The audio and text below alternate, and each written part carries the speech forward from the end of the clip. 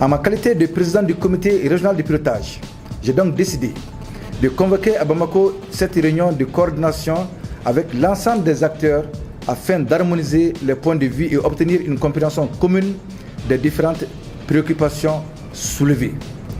Mesdames et messieurs, nous devons tout faire pour lever ces goulots d'étranglement. Car nous savons que le projet Suède est un projet inédit. Car nous savons que le ratio professionnel de santé contre population est de 23 professionnels de santé pour 10 000 habitants, la norme admise, alors que nous en sommes en moyenne dans l'espace Suède à 5 professionnels de santé pour 10 000 habitants. Donc vous comprendrez que ce projet ne saurait souffrir, n'est-ce pas, d'aucune entrave. Je voudrais donc aussi dire, comme il a été dit, nous venons récemment de faire un plaidoyer à Accra, au sein de la famille de l'Union africaine, pour justement une amplification de ces projets phares. Et pour justement permettre l'adhésion à cette amplification, je pense que nous devons faire preuve d'exemplarité.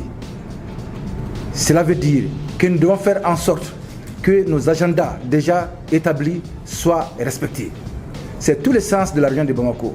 Faire en sorte que la feuille de route que nous avons nous-mêmes adoptée à Grand Bassam, que cette feuille de route soit opérationnalisée.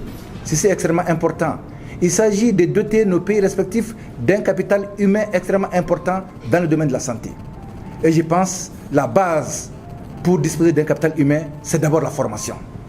Nous avons cette occasion à travers 3 centres d'excellence.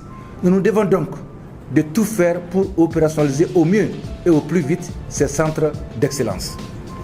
Je profite donc de l'occasion pour réitérer le soutien de mes collègues ministres membres du comité régional de pilotage à cette initiative qui certainement permettra de formuler des conclusions et propositions consensuelles dont la mise en œuvre aboutira sans nul doute au démarrage effectif de la formation conformément à la feuille de route. J'exhorte enfin les sages-femmes à s'impliquer dans la formation de leurs sœurs et à s'intégrer davantage dans la vie active pour améliorer l'offre des services de santé de la reproduction au Sahel.